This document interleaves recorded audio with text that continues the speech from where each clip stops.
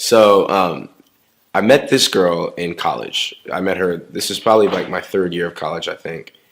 And I remember me and her had biology lab together because I had to take a biology class and then I had to take the lab with it. And so I'll never forget seeing her on campus for the first time. It was probably like the third day of school, maybe. And I had string ensemble was my first class. And I remember I used to carry my violin. I used to play violin back in those days. And I carried my violin with me all around campus. And so I remember walking past her on my way to string ensemble, and she was like a group of her friends, and she kind of looked up, and I saw her, and I was like, man, that's a really pretty girl. I was like, I hope I get a chance to like cross paths with her one day or whatever. Not even thinking that her and I would share a class together later on that day. So came time for biology lab, and I remember sitting out there. I had my violin, and there was like we had outdoor classes at Fullerton, so a lot of the classes were. So I not outdoor, but the buildings were it wasn't like an indoor type of college or whatever. And so I remember sitting on the stoop outside and sitting here with my violin and waiting for the professor to open up the class door. And then there she was, and I saw her, and she was standing right over here. And I remember looking at her, and I was like, "Wow, I got a class with this girl." I was like, "That's awesome." And I remember she kind of had her books like this, and she was kind of holding them up to herself. And she looked up at me, and I looked up at her, and we kind of caught eyes for a second. And she smiled and kind of looked down, and I kind of looked away too. I was like, "Wow, cool." And I remember when class started, we go into class and we kind of stand there, and our professor, she was like, okay, everybody pick a table, and it was those lab tables where they had six to a table, and they were like, the experimental Bunsen burners or whatever were there. It's been so long. And I remember I sat at the very last table in the back, and it seemed like almost as if she just kind of followed me to that table. And I can't remember for the life of me the other four people that were sitting with us, but I remember her and she sat right next to me. And I was like, cool. And, she kind of looked up at me, and she looked at my violin, and she's like, so you play the guitar? And I kind of thought to myself, does this look like this is not even big enough to be a guitar? And I was just like, but I guess a lot of people don't know. I was like, no, it's a violin. And she was like, oh, you play the violin? Very impressed. I was like, yeah. She was like, you really play? I was like, yeah, I play here at the string ensemble, blah, blah, blah, blah, blah. So we just kind of hit it off, and we started talking. And it was like, I remember the first day of class, it was really hard to concentrate because her and her she kept like flirting with each other. And it was really cool. And also too, back in those days, I used to work at a radio station here in LA. And I remember she saw like my stickers, and she was like, why do you have so many of the radio station stickers? I was like, I work for the radio station. She was like, oh, that's so cool. And she took such an interest in me, And over the course of the next couple of weeks, I think, I remember I just kept we kind of just talked to each other in class. I would like walk her to her car after class because it was right before lunch, I believe. I remember even one time, I think we even I offered to take her to lunch or something like that, but she had something to do. But I remember her telling me like her birthday was coming up. Oh, my birthday's coming up. And I'm like, cool. And I remember looking in her, back in those days, everybody used to have folders, the binders, 3-ring binders, and they would keep their little celebrity crushes. Like they would tear the pages out the magazines and put them in the binders, Everybody did that. It was pretty. I had Maya all over my binder. I had the biggest crush on Maya in high school. But anyway, but she had like Genuine and like like these old 90s R&B super like R&B stars. And it's funny because this was in 2007 or something, or 2005 or something like that, around that area. So they weren't that old. They weren't that irrelevant. They're not irrelevant now, but they definitely aren't that relevant, as they were more relevant back then than they are now. But I remember seeing that. I was like, okay, cool. And then I'll never forget when I was at work one day at the radio station. I remember hearing that these R&B stars that she had all in her binder were having this huge concert at the Gibson Amphitheater. And I was like, what? And because I worked at the radio station, I got a discount on the tickets and everything. And I was like, oh man, this is going to be the perfect opportunity to get her, to surprise her in this whole bit.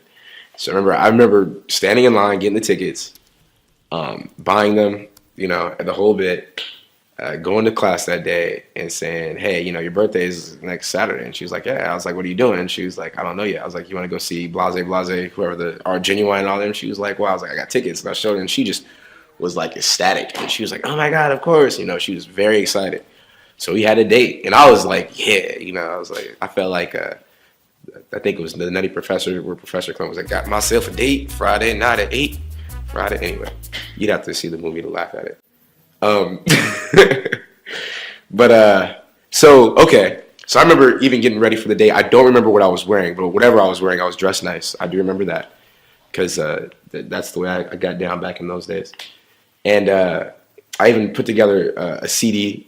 Like I burned a CD with some cool songs on it, so we can have some music to listen to while we were driving. Because back then you would burn CDs, you wouldn't make playlists.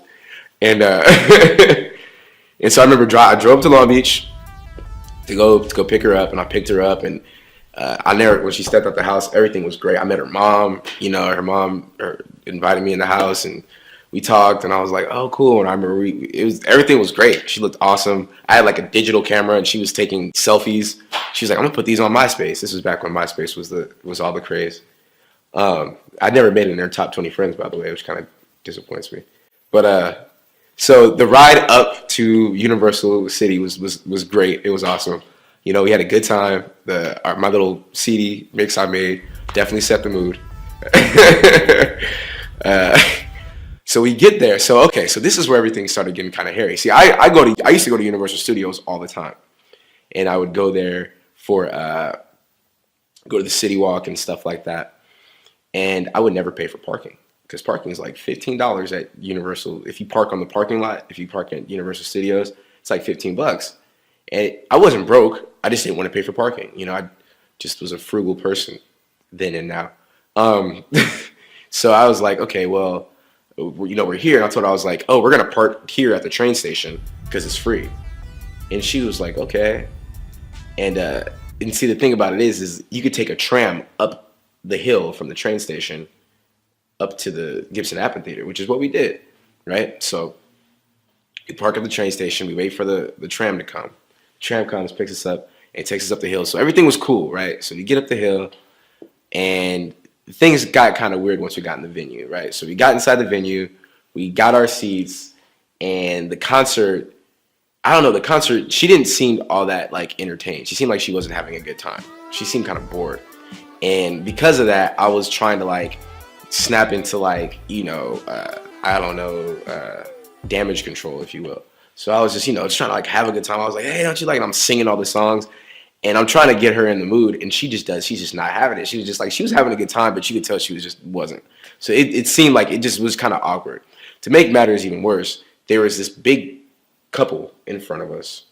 I use the word big with no pun intended, but they were a big couple standing in front of us, and they just like, we couldn't like, we had to like stand up, and we really couldn't see anything. And I don't know, the concert was kind of like whatever, you know what I mean? It was a good concert, I think personally, but I don't really think she had the best time. And so afterwards, we get out of the show, and we're sitting outside, and it was cold as hell that night. And she wasn't really wearing very much, you know. I think she had her jacket on, but it was like a thin jacket. I just remember we were freezing, and we were sitting outside the little area where the tram is supposed to pick you up. It's about 11:30, 11:45. And we're sitting outside where the tram is supposed to pick you up, and the tram just didn't come. And she's just like, I'm cold. What's going on? You know, where's the tram at? And we were out there for like 15, 20 minutes. I'm like, I don't know. And I finally found somebody. I was like, where's the tram? He's like, oh, the tram doesn't run this late anymore. I was like, well, how are we supposed to get back? He was like, you got to walk. This is about a good, because Universal Studios sits on a hill, and in the Hollywood Hills, it just sits right there on the top, and then the metro station, the train station is at the bottom. I want to say it's got to be a good half mile, you know.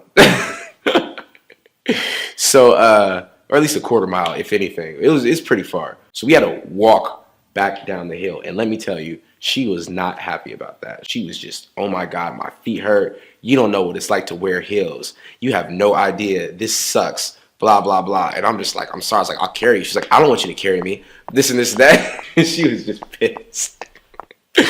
All because she was like, how come you just didn't pay for parking? I would have just paid for parking. It's not that expensive. This and this and that. And I'm just like, oh man. Well, I'm blowing this. And I was just like, what else could I say about it, right? So that sucked because we had to walk all the way down that hill with her feet hurting the entire time.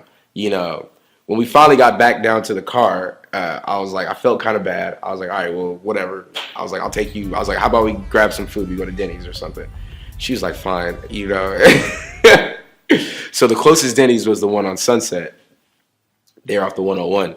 So I take her to that Denny's. We pull up there at that Denny's, and we get out the car. The funny thing about that Denny's is that they're in the little bush area. they have a lot of rodents that live there. And I swear, we saw like 3 or 4 just huge rats sitting up and running around the little area right there when we pulled up. And she was just like, oh my God, I'm not eating here. This, that. She was like, well, just take me home. I'm good. Just take me home. Just take me home. I was like, damn, okay. So I took her home. And when we got out the car, I tried to like give her a hug. And I was like, did you have a good time? She was like, yeah, thank you. I had a good time. Thanks for picking me up. It was a great birthday. She kind of gave me a hug and went in the house. And that was it. And I felt pretty dumb after that day. I was like, damn. After that, when I saw her in class again, it was never really the same. She never really showed me like that same level of like respect or interest ever again after that. As a matter of fact, we got to the point where there's like a little bit of a tension between the two of us. It kind of sucked. But over time, we ended up becoming cool again, and we ended up like hanging out a couple more times again, but never really turned into anything anymore after that. So shout out to Rashawn, wherever you are. That could have been the beginning of something beautiful too. And I thought I was making a smooth move by taking her to the concert. And you know, the concert was cool. I don't really remember the details of the concert. I remember like Case was there and like Joe and like Genuine and like Jagged Edge. They were all there. And it was cool because, you know, we sang the songs and whatnot. And it was fun. But yeah, it was kind of like after that, I held high expectations for myself for all my dates. I was like, man, you know, pay for parking. Make sure everybody stays entertained and don't try to cut corners. So yeah, that's about the worst date I think I can remember being on. Okay.